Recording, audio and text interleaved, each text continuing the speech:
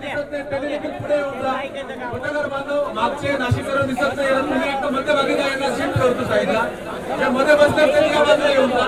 पत्रकार बांधव तुम्ही मागे सरका, थोडं मागे सरका. नाशिककर तुम्ही इकडे अर्धे सरका. पत्रकार बांधवांना जागा करून द्या. मध्यभागी जे बसतात त्यांनी उजव्याकडे डावीकडे सरकून जा.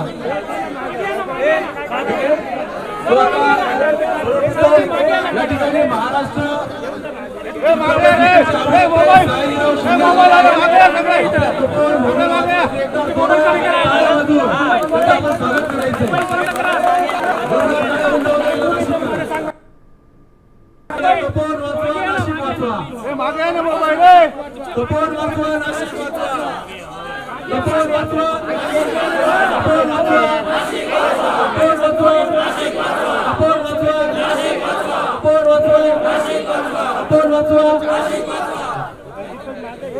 मागे सरका ना, मागे बसले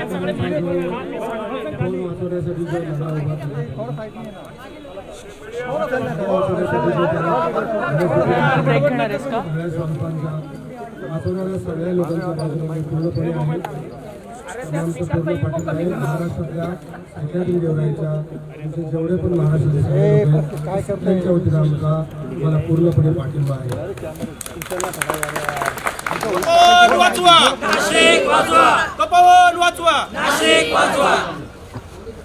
साधू आले गेले मेले, त्यांनी मला काय अभ्यास नाही, पण झाडं गेली तर मात्र फार नाशिकांचं नुकसान होईल. झाडाच्या बाजूला आहे, तुमच्या बाजूला आहे.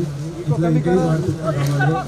जो काही अभ्यास केला, जो काही वाचलं ऐकलं, त्याच्यावर मला लक्षात असं आलं की इथलं एकही झाड तुटता कामा नये आणि ही सगळी झाडं वाचली पाहिजे.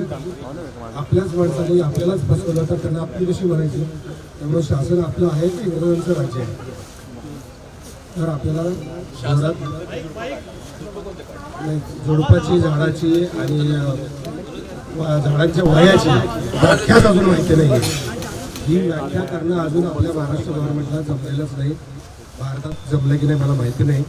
पण आपल्या देशाचा राष्ट्रीय वृक्ष वड हा आपल्या देशात फक्त भारत सरकारने जास्त तोडलं आहे. त्याचं दुर्दैव हे आहे. ही सगळी झाडं जी सगळ्यात जास्त ऑक्सिजन देतात, मोठी पानं असतात ती जास्त कार्बन डायऑक्साईड घेतात आणि जास्त ऑक्सिजन देतात. तर वडाचं झाड हे सगळ्यात महत्त्वाचं आहे. आता हे वडाचं झाड याच्यावर 500-600 प्रकारच्या प्रजाती जगतात. आता अशी झाडं तोडली आणि हे शासनाने जरा चुकी केली, चुकून त्याच्यावरती फुल्या मारल्या, माफ नाही.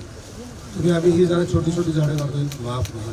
झाडाला आणि काशीत कुणी लावलं काय, लेडीसिडिया कुणी लावला काय आणि सुबाबल कुणी लावली काय, ही यांचीच पाप आहेत. आता यांची म्हणजे ही आपलीच माणसं आहेत ना. पण आपल्याच भावाला किंवा याला झाडाच्या बाबतीत माफ नाही कुणीही. आणि महाराष्ट्रातल्या सगळ्या जिथं जिथं म्हणून झाड तुटलं जाईल त्या सगळ्यांना मी सांगतो की झाड तुटू देऊ नका. झाड म्हणजे आपलं आईबाप आहे. आता आमच्या आईबापांवर जर तुम्ही हल्ला केला तर आम्ही गप्प बसणार का? त्यामुळं कोणालाही माफ नाही. कुठे झाड तुटू देता कामा नये.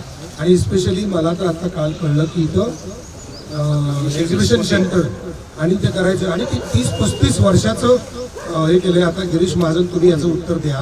मला पहिल्यांदा इथं कळलं गिरीश महाजन तुम्ही जबाबदार माणूस आहात. माझी तुमची काही वैयक्तिक दुश्मन नाही आणि दुश्मनी आली तरी मला काही फरक पडत नाही. झाडाच्या बाजूने मुद्दा असा आहे की झाडाच्या तुटताना होतं तुम्ही असं विधान नका करू. इथं जी ऑर्डर काढली 14 नोव्हेंबरला, जिथं 30-35 वर्षाचं ॲग्रीमेंट तुम्ही इथं टेंडर काढले ते द्यायला निघाल तर कुठला साधूग्रामन कुठला काय म्हणतात त्याला नाही ते दर 12 वर्षांनी होतं. आता कुंभमेळ्याचं आपल्याला माहीतच नाही हो. पण मला माहिती आहे जगात कुठलाही सेलिब्रिटी नाही.